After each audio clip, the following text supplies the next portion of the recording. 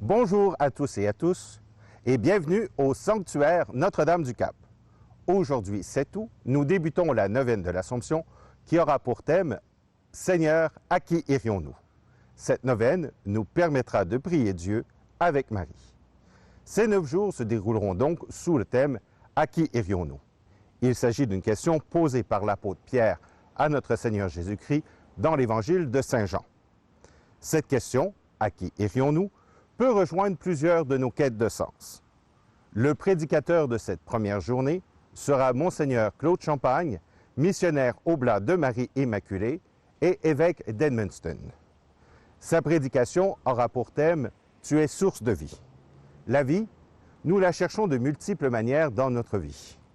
Cette prédication nous invitera à remarquer comment Jésus joue un rôle afin que nous soyons pleinement vivants, en la foi en nous-mêmes et pour la vie éternelle.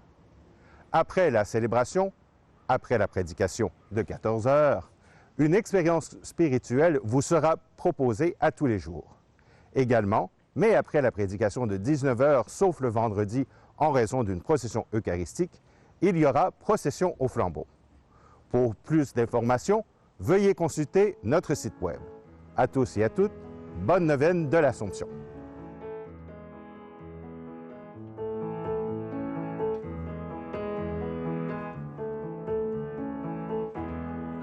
Aujourd'hui, aux sources de la vie, nous venons puiser aux sources de la vie, nous sommes sauvés.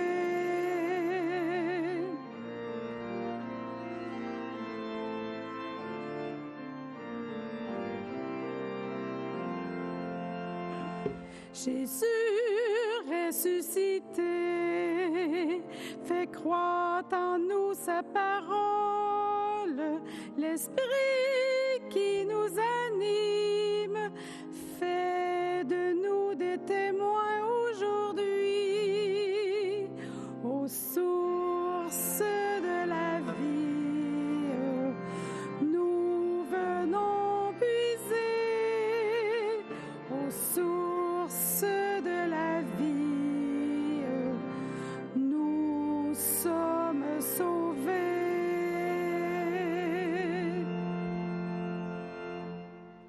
Au nom du Père et du Fils et du Saint-Esprit, amen.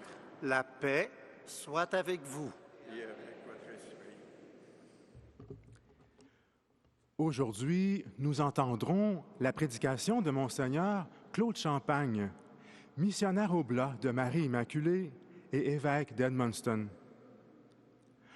Ordonné prêtre en 1975, son parcours l'a notamment amené à exercer un ministère auprès des jeunes et du Curcio, de même que dans l'Est ontarien. Il a également été professeur à l'Université Saint-Paul et provincial de sa communauté. Sa devise épiscopale est liée au thème et au chant de la neuvaine que nous entendrons à la communion. Et il nous fait l'honneur d'être le premier prédicateur de cette année. Bienvenue, Monseigneur Champagne. Au début de la neuvaine, tournons-nous vers Dieu qui prend toujours l'initiative de venir à notre rencontre en nous révélant son Fils bien-aimé, source de notre salut. Seigneur Jésus, toi qui appelles tout homme, toute femme qui a soif à venir vers lui, Seigneur, prends pitié.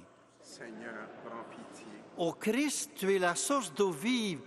Trop souvent, nous cherchons à nous abreuver à des sources qui ne nous désaltèrent pas. Ô Christ, prends pitié. Ô Christ, prends pitié. Seigneur, toi qui nous dis « Venez et buvez », aide-nous à ne pas rester sourds à ton appel. Seigneur, prends pitié. Seigneur, prends pitié. Que Dieu, dont l'amour est source de vie, nous fasse miséricorde. Qu'il nous pardonne nos péchés, nous conduise à la vie éternelle. Amen. Prions le Seigneur. Seigneur Dieu, source de tout bien. Réponds sans te lasser à notre appel. Inspire-nous de discerner ce qui est juste et dirige-nous pour que nous puissions l'accomplir. Par Jésus-Christ, ton Fils, notre Seigneur, qui vit et règne avec toi dans l'unité du Saint-Esprit, Dieu pour les siècles des siècles. Amen. Alors, nous chanterons l'acclamation.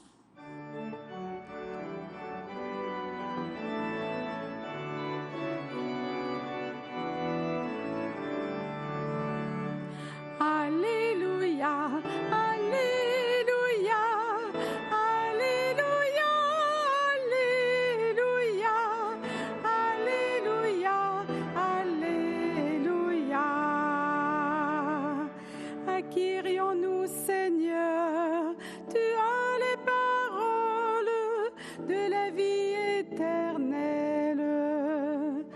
Alléluia, Alléluia, Alléluia, Alléluia, Alléluia, Alléluia.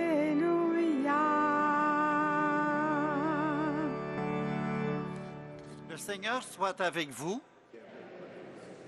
Évangile de Jésus-Christ selon saint Jean.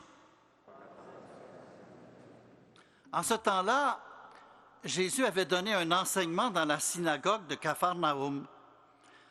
Beaucoup de ses disciples qui avaient entendu déclarèrent « Cette parole est rude, qui peut l'entendre ?» Jésus savait en lui-même que ses disciples récriminaient à son sujet. Il leur dit « Cela vous scandalise? Et quand vous verrez le Fils de l'homme monter là où il était auparavant, c'est l'Esprit qui fait vivre, la chair n'est capable de rien. Les paroles que je vous ai dites sont esprit et elles sont vie. Mais il y en a parmi vous qui ne croient pas. » Jésus savait en effet depuis le commencement quels étaient ceux qui ne croyaient pas et qui était celui qui le livrerait. Il ajouta, « Voilà pourquoi je vous ai dit que personne ne peut venir à moi si cela ne lui est pas donné par le Père. » À partir de ce moment, beaucoup de ses disciples s'en retournèrent et cessèrent de l'accompagner. Alors Jésus dit aux 12, « Voulez-vous partir, vous aussi? » Simon-Pierre lui répondit, « Seigneur, à qui irions-nous? Tu as les paroles de la vie éternelle. Quant à nous, nous croyons et nous savons que tu es le Saint de Dieu. Acclamons la parole de Dieu. »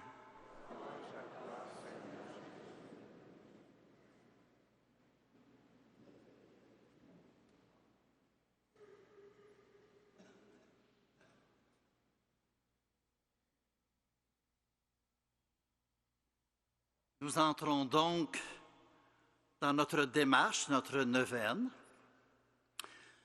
Je dois vous dire que je suis un jeune baby boomer né en 1947. Les gens en Acadie disent que j'ai maintenant un âge vénérable. Évidemment, je suis né dans un monde tellement différent de celui qu'on connaît maintenant. Les gens qui ont moins de 50 ans peuvent presque pas imaginer le monde d'où on vient. On aurait besoin d'une nouvelle série des filles de Caleb. Vous vous souvenez, les filles de Caleb, ça nous aidait à comprendre comment avaient vécu nos arrière-grands-parents. Intéressant que ça se passait à Saint-Tite, en Mauricie. Mais on aurait besoin quasiment d'une série comme celle-là pour que les jeunes d'aujourd'hui comprennent le monde d'où on vient. Dans les années 50, quand j'étais enfant, il y avait le rôle prépondérant des religieux et du clergé catholique. Ils étaient présents dans l'éducation, les soins de santé, les services sociaux. On dit qu'en 61, il y avait 30 000 religieuses au Québec. Si on voulait évacuer le catholicisme de notre histoire, on serait condamné à ne rien comprendre à ce que nous sommes vraiment. Évidemment, j'étais enfant avant la Révolution tranquille Donc, une époque que certains qualifient de la grande noirceur. Les séminaires et les noviciats étaient pleins. On me dit que chez les Oblats, à cette époque-là, on accueillait 80 candidats par année. Donc, ça regorgeait de vocations.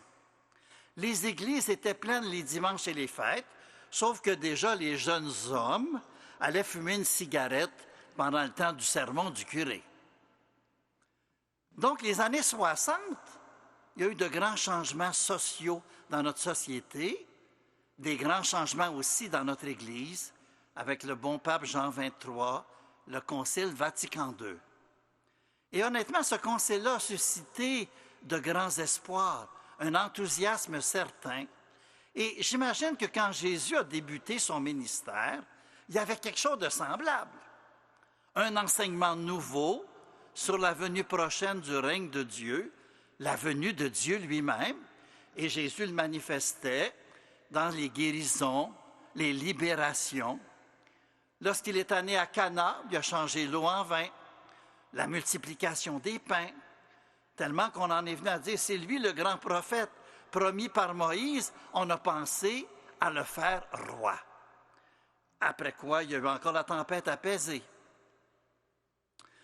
Dans notre situation à nous, des années 60, ça commence des années de turbulence. Fin des années 60, début des années 70. Pour la première fois, en tout cas à ma connaissance, des prêtres et des religieux quittent leur réalité. Vous savez que de 67 à 73, il y avait dans ma province oblate un oblat par mois qui quittait. Quelque chose qui nous semblait inimaginable, impensable. En quelques années, on a fermé le noviciat. Et le scholastica, donc les années d'études en philosophie et théologie, se vidait de ses nombreux candidats. C'est à peu près à ce temps-là que moi, je décide de faire ma demande pour entrer chez les Oblats en 68. Je suis le seul du groupe qui avait fait le cours classique à Chambly, puis la philosophie à Ottawa. Alors, je commence dans un milieu neuf et je commence à créer des liens avec l'un ou l'autre des scolastiques présents. Et plusieurs d'entre eux, rendus au mois de janvier, m'annoncent qu'ils vont quitter les Oblats à la fin de l'année. Et là, je me suis senti un petit peu comme ces disciples de Jésus au moment du discours sur le pain de vie dont on a lu un extrait dans l'Évangile, où Jésus disait, « Si vous ne mangez pas ma chair, si vous ne buvez pas mon sang, vous n'aurez pas la vie en vous. » Cette parole, elle est rude. Qui peut l'entendre? Et on nous dit, à partir de ce moment, beaucoup de disciples s'en retournèrent et cessèrent de l'accompagner. Et pour la première fois, en lisant ce texte-là, c'est comme si j'entendais Jésus me dire, « Voulez-vous partir vous aussi? Veux-tu partir toi aussi? » Et c'est comme s'il me soufflait à l'oreille de répondre, « Seigneur, à qui irions-nous? Tu as les paroles de la vie éternelle. Quant à nous, nous croyons, nous savons que tu es le Saint de Dieu, que tu es la source de la vie. » Et c'est un peu la réponse que je me suis senti invité à faire. Donc, 6 ans plus tard, je deviens prêtre, mais je n'ai pas de confrère oblat de mon année au pays. Mais il reste que rapidement, j'ai été mis en contact avec une foule de disciples de ce Jésus. J'étais jeune prêtre dans le diocèse d'Ottawa et rapidement, j'ai connu le Cursillo et les groupes de jeunes nés du Cursillo qu'on appelait le R-Cube. J'ai retrouvé des gens qui reconnaissaient en Jésus celui qui apporte la vraie vie. C'était des années dynamiques. Il y avait le renouveau charismatique, le Cursillo, le Marriage Encounter. Et peut-être qu'avec la visite de Jean-Paul II en 84, c'était comme un genre de climax. Je ne sais pas s'il y en a beaucoup d'entre vous qui étaient là lorsqu'il est venu au sanctuaire il y a 39 ans, où il avait dit, je pense parce qu'il pleuvait beaucoup, et qu'il avait dit que c'était une pluie de grâce qui tombait sur les gens rassemblés. On peut dire que pendant ces 10 jours-là, ça a été une vraie retraite spirituelle pour tout le pays. Mais 2 ans plus tard, le scandale des abus de nature sexuelle de la part de membres de l'Église éclate. Pas longtemps après, on nous parle des écoles pensionnats autochtones liées au colonialisme. Et là, on a senti un changement d'attitude de notre société envers les chrétiens, surtout les catholiques. On pourrait parler de christianophobie ou de catholicophobie. Et veut pas, ce qu'on a vécu en Église, c'est un appauvrissement matériel, un appauvrissement en termes de personnel, que les gens engagés en Église vieillissent, il y a peu de relève. Puis un nouveau phénomène que j'ai connu comme évêque à Edmundston, c'est le phénomène de l'apostasie, où on remplit une formule, on fait une démarche officielle pour faire retirer son nom du registre des baptêmes. C'est comme si la question se pose à nouveau. Allez-vous me quitter vous aussi? À qui irions-nous, Seigneur? Tu as les paroles de la vie éternelle. C'est toi qui es la source de vie. Et l'expérience que je fais dans mon diocèse, je suis en lien avec une foule de gens qui sont ouverts à Dieu, qui sont sensibles à son appel à la sainteté, à la mission qui y est confiée. Dans le fond, on trouve une nouvelle famille, la famille de Dieu. Et il n'y a pas longtemps, dans des réunions de zone, une des membres de l'équipe d'animation pastorale me disait « Je ne pourrais pas m'imaginer sans la foi et sans la rencontre des croyants. » Il me semble que la neuvaine, c'est un temps pour renouveler notre relation au Seigneur vivant, lui qui est la source de vie, à la fois rencontre personnelle et rencontre communautaire. Oui, on aime la vie, on est attaché à la vie, et il me semble que la foi vient lui donner une couleur particulière. Quand j'étais adolescent, il y avait un auteur très populaire, Michel Coast, un prêtre de France, et je me souviens bien de son livre « Réussir ». Et c'était l'idée de réussir profondément sa vie dans la ligne du projet de Dieu. Dans un monde où on n'est pas trop sûr qu'il y a ce même respect du caractère sacré de la vie. Notre société banalise les avortements, les meurtres semblent de plus en plus fréquents, on dit qu'on a un haut taux de suicide, on dénonce avec raison, mais il reste qu'en même temps, on prend conscience qu'il y a beaucoup de violence conjugale. Finalement, on parle d'élargir encore les critères pour l'aide médicale à mourir. À qui irions-nous, Seigneur, sinon à toi, source de vie? Donc, dans le fond, oui, dans notre société, on nous offre des stratégies. Il y a toutes sortes de publicités sur toutes les plateformes traditionnelles ou nouvelles, ou c'est des objets qu'on devrait avoir pour être heureux, ou c'est des choses, toutes sortes d'autres stratégies. Il y en a qui peuvent nous aider, d'autres moins.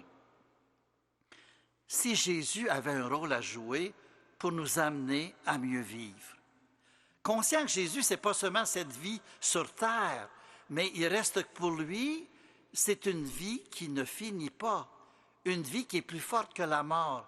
J'ai accompagné une parente qui mourait de cancer à 48 ans et qui disait « On s'aime trop pour que ça finisse comme ça ». Donc Jésus qui nous invite, oui, à vivre profondément, mais une vie qui va se transformer en vie éternelle, la vie même de Dieu.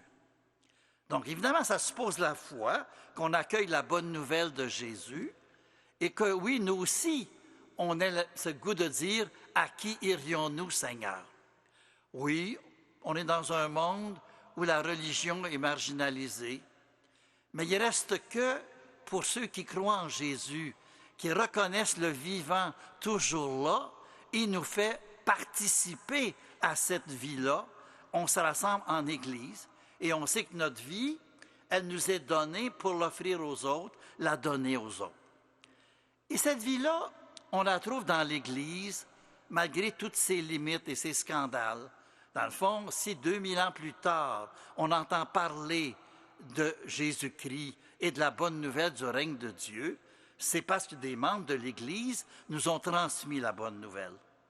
Donc, Oui, quand on se rassemble, on peut reconnaître le vivant parmi nous.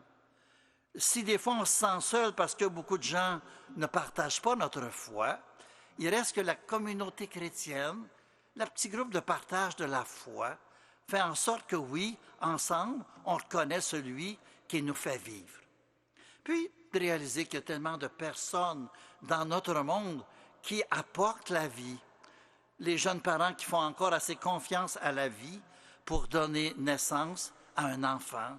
Les gens qui prennent soin de ceux qui sont malades. Tout le personnel de la santé qui ont été peut-être mis plus à l'avant avec la pandémie. Toutes les personnes qui sont engagées dans l'Église, les bénévoles, les agentes pastorales, les ministres ordonnés. Alors, puis peut-être aussi le fait que, on peut dire, Seigneur, à qui irions-nous? Tu as les paroles de la vie éternelle, mais on vit dans une Église en processus synodal. Et pour moi, ça me donne tellement d'espérance, cette idée qu'on veut promouvoir la communion entre nous, la mission qui nous est confiée, la participation de tous nos frères, de toutes nos sœurs. Donc, cette idée qu'on doit apprendre à marcher ensemble, à s'écouter les uns les autres, puis à reconnaître l'esprit qui est à l'œuvre dans le cœur de chacun. Il me semble que ça, c'est tellement précieux que oui, Seigneur, à qui irions-nous? Tu as les paroles de la vie éternelle. Tu es source de vie.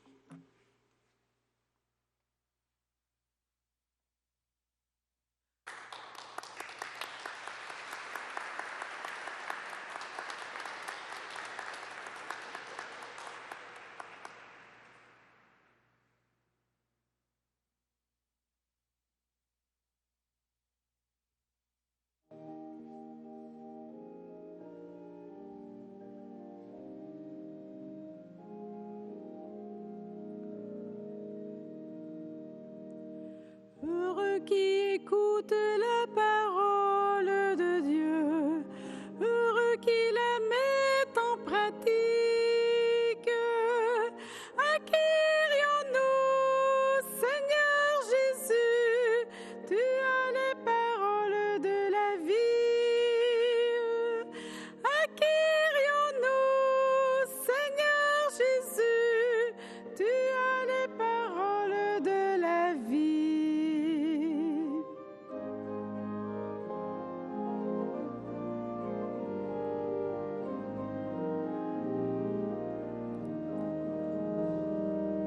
Heureux qui écoute la parole de Dieu et qui chante son cœur pour de bon. À qui irions-nous, Seigneur Jésus? Tu as les paroles de la vie.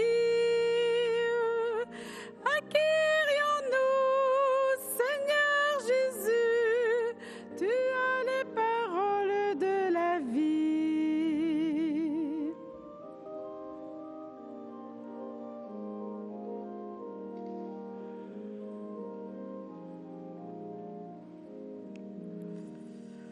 Heureux qui écoute la parole de Dieu et la crie par toute la terre.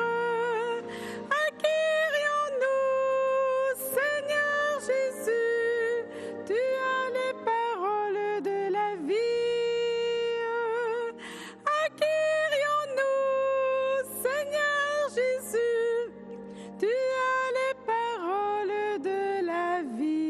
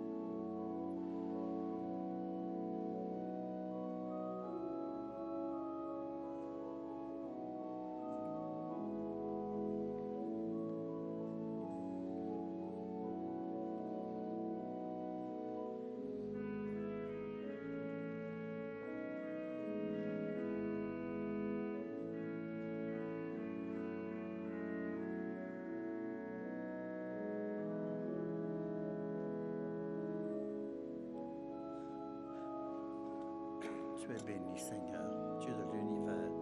Nous avons reçu de ta bonté le pain que nous te présentons, fruit de la terre et du travail des humains. Il deviendra pour nous le pain de la vie.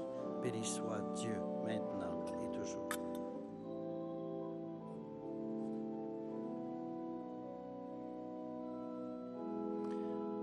Tu es béni, Seigneur, Dieu de l'univers. Nous avons reçu de ta bonté le vin que nous te présentons, fruit de la vigne et du travail des humains. Il deviendra pour nous le vin du royaume éternel. Béni soit Dieu, maintenant et toujours. Le cœur humble et contrit, nous te supplions, Seigneur, accueille-nous. Que notre sacrifice en ce jour trouve grâce devant toi, Seigneur, notre Dieu.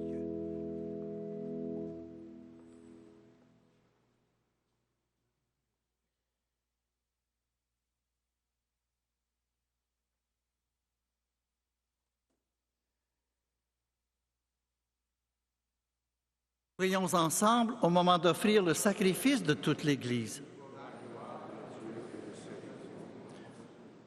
Puissions-nous être purifiés, Seigneur, par l'offrande consacrée à ton nom, qu'elle nous conduise de jour en jour à vivre de ta vie, de la vie du ciel, par le Christ, notre Seigneur.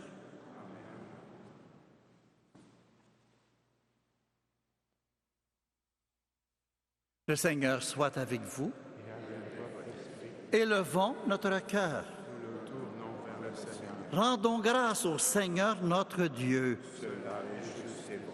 Vraiment, il est juste et bon, pour ta gloire et notre salut, de t'offrir notre action de grâce, toujours et en tout lieu, Seigneur, Père très saint, Dieu éternel et tout-puissant, par le Christ, notre Seigneur.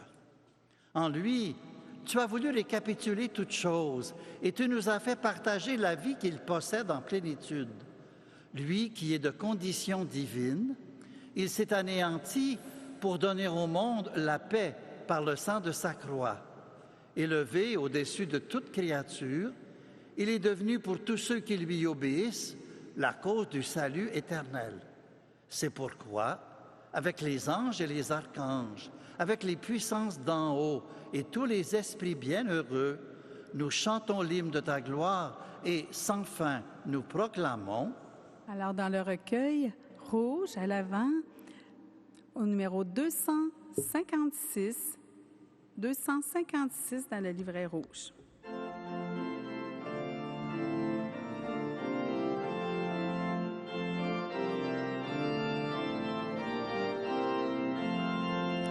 Saint le Seigneur, le Dieu de l'univers, Hosanna au plus haut des cieux. Le ciel et la terre sont remplis de ta gloire. Hosanna au plus haut des cieux. Hosanna au plus haut des cieux. Qu'il soit béni au nom du Seigneur, celui qui est, qui était et qui vient. Hosanna au plus haut des cieux. Hosanna au plus haut des cieux.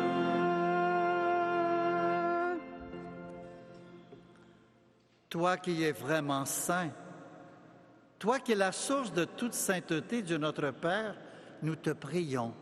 Sanctifie ces offrandes en répandant sur elles ton esprit, qu'elles deviennent pour nous le corps et le sang de Jésus, le Christ, notre Seigneur. Au moment d'être livré, d'entrer librement dans sa passion, il prit le pain, il rendit grâce, il le rompit, le donna à ses disciples en disant: « Prenez et mangez-en tous, ceci est mon corps livré pour vous. »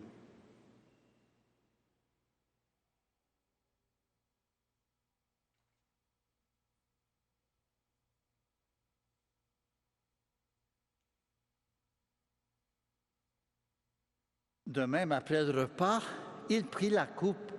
De nouveau, il rendit grâce, la donna à ses disciples en disant « Prenez et buvez-en tous, car ceci est la coupe de mon sang, le sang de l'alliance nouvelle et éternelle, qui sera versé pour vous et pour la multitude en rémission des péchés.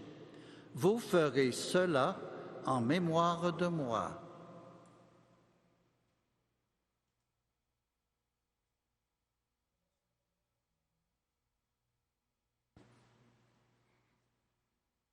Vous pouvez vous lever. Nous prendrons dans le recueil au numéro 10, l'anamnèse.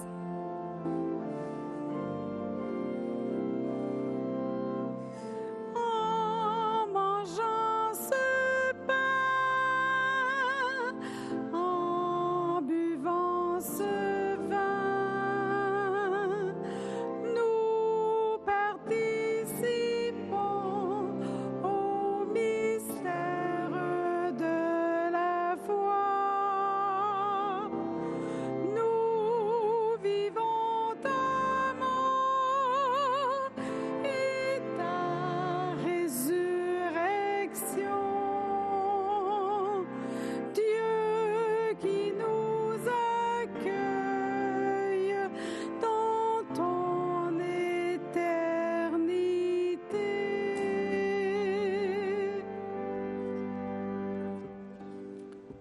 En faisant ainsi mémoire de la mort et de la résurrection de ton Fils, nous t'offrons, Seigneur, le pain de la vie et la coupe du salut, et nous te rendons grâce, car tu nous as estimés dignes de nous tenir devant toi pour te servir. Humblement, nous te demandons qu'en ayant part au corps, au sang du Christ, nous soyons rassemblés par l'Esprit Saint en un seul corps.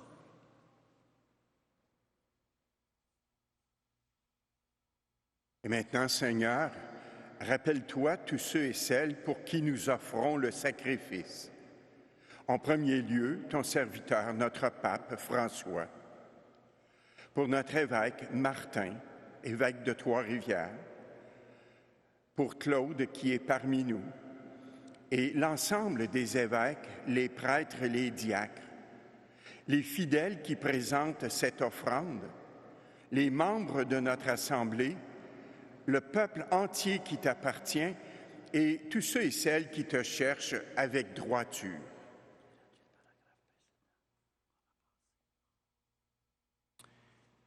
Et maintenant, Seigneur, rappelle-toi toutes les personnes qui sont décédées, tous nos frères et sœurs qui se sont endormis dans l'espérance de la résurrection. Et souviens-toi, dans ta miséricorde, de tous les défunts. Présentons au Seigneur tout spécialement nos parents défunts.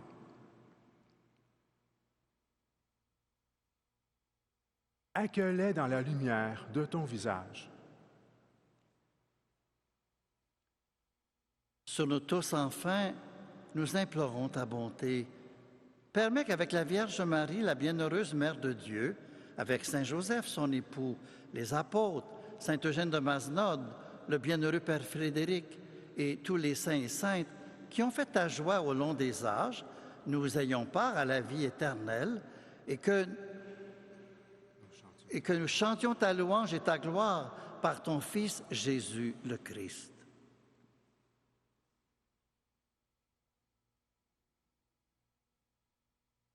Par lui, avec lui et en lui, à toi, Dieu le Père Tout-Puissant, dans l'unité du Saint-Esprit, tout honneur et toute gloire pour les siècles des siècles.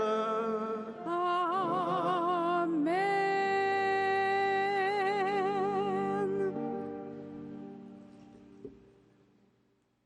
Unis dans le même esprit, nous pouvons dire avec confiance la prière que nous avons reçue du Sauveur.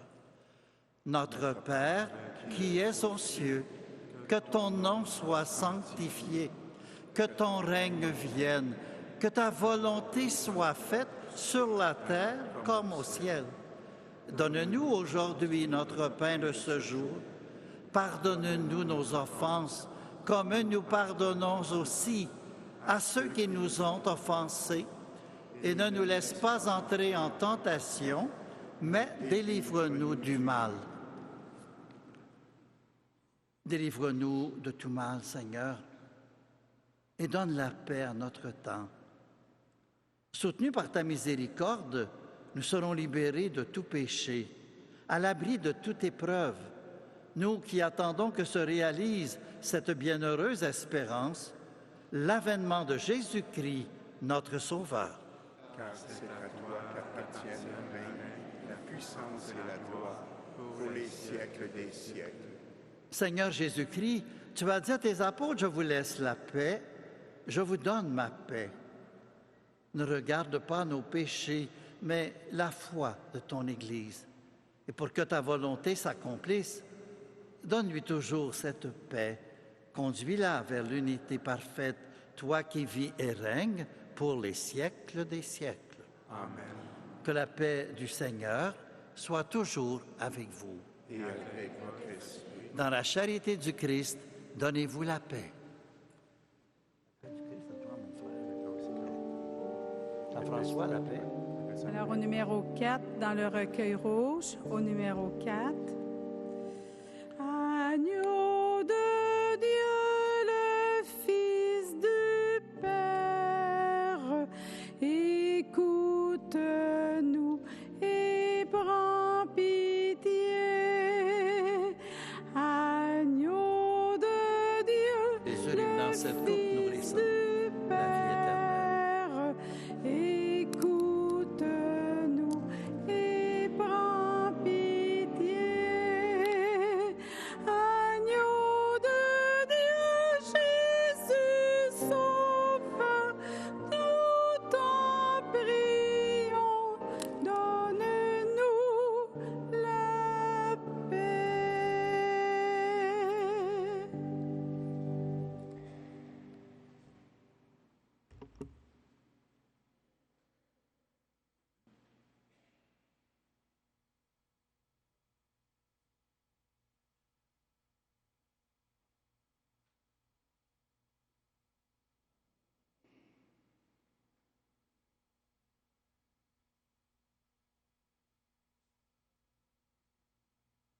Voici l'agneau de Dieu, voici celui qui enlève les péchés du monde. Heureux les invités au repas des noces de l'agneau. Seigneur, je ne suis pas digne de te recevoir, mais dis seulement une parole et je serai guéri. Que le corps, le sang du Christ nous garde pour la vie éternelle.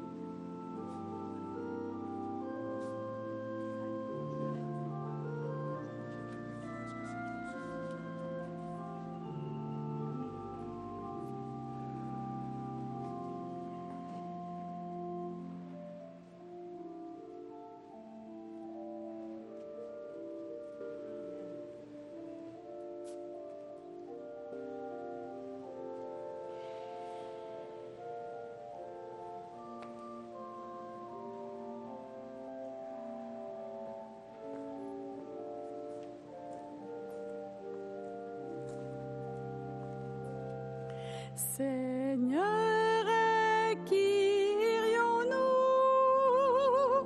Tu as la parole de la vie éternelle.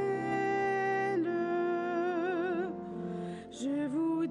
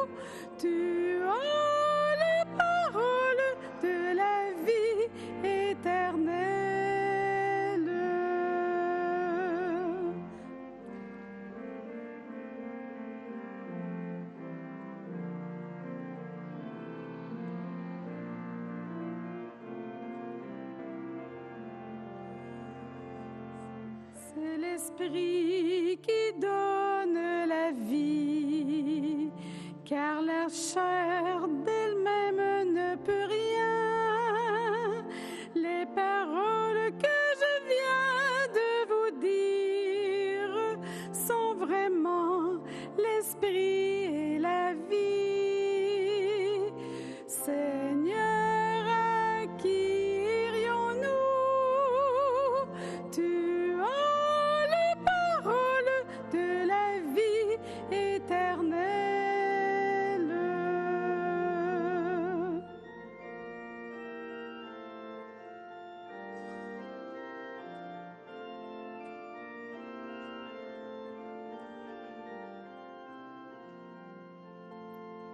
Pour certains, voilà des propos qui sont durs et qui heurtent la raison. Ils s'en vont et ne sont plus mes disciples. Voulez-vous partir vous aussi? Seigneur, à qui irions-nous? Tu as les paroles de la vie éternelle.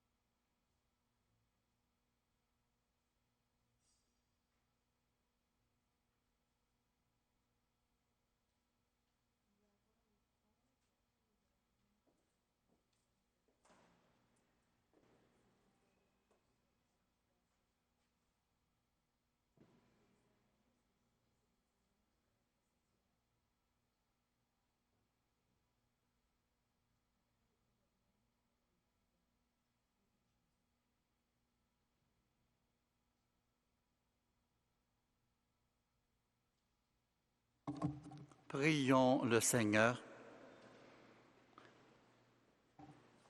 Seigneur Jésus, à qui irions-nous? C'est toi qui as les paroles de la vie éternelle.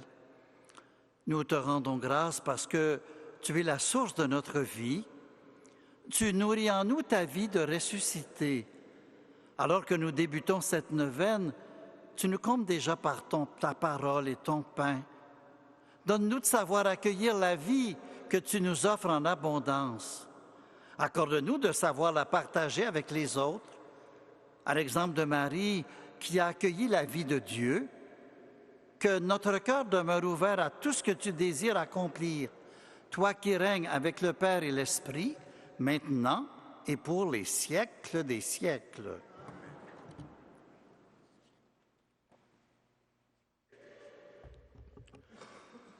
Je vous invite à vous asseoir quelques instants. Alors, si vous avez entendu les annonces qui ont été faites à propos de cette neuvaine de l'Assomption, peut-être avez-vous remarqué que parmi les nouveautés de ces 9 jours avec lesquels nous nous préparons à célébrer l'Assomption, il y a une expérience spirituelle qui est proposée après chaque célébration de 14 heures avec prédication, pour nous permettre de continuer de cheminer avec cette question « À qui irions-nous » ? Et ces expériences spirituelles nous permettent de cheminer ensemble, parfois de partager, parfois de prier, de fraterniser, pour que cette expérience d'Église nous fasse cheminer, nous fasse grandir ensemble et nous permette de nous ressourcer. Alors, aujourd'hui, pour continuer de cheminer après cette célébration, nous vous invitons justement à cette expérience. Alors, nous allons nous rassembler à l'arrière de la basilique pour ensuite aller vers l'extérieur, toutes les personnes qui le désirent. Nous allons être conduits vers une plate-bande où un arbre sera planté de manière collective. Cet arbre que nous allons planter ensemble va évoquer le cheminement que nous vivons durant cette neuvaine pour accueillir Jésus-Christ comme source de notre vie. Alors, c'est l'expérience à laquelle vous êtes invités immédiatement après cette célébration. Et n'oubliez pas que chaque soir de la neuvaine, il y a une procession au flambeau qui a lieu après la célébration de 19h, donc autour de 20h10. Cette procession au flambeau fait partie intégrante de la neuvaine. Elle nous permet encore une fois de prier ensemble, de célébrer.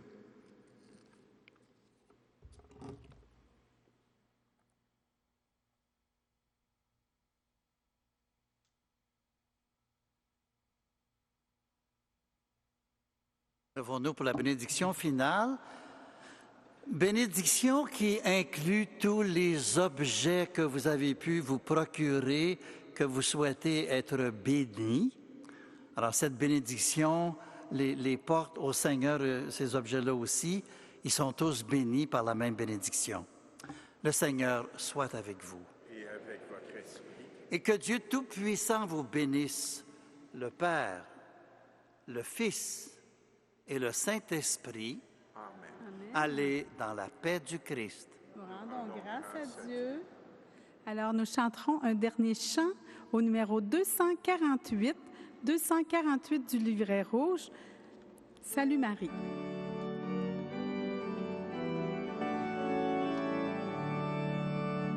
Salut Marie, comblée de joie, toi qui as reçu l'Esprit, le Seigneur est avec toi, et Jésus, ton enfant, est béni. Tu diras oui à l'amour, tu seras mère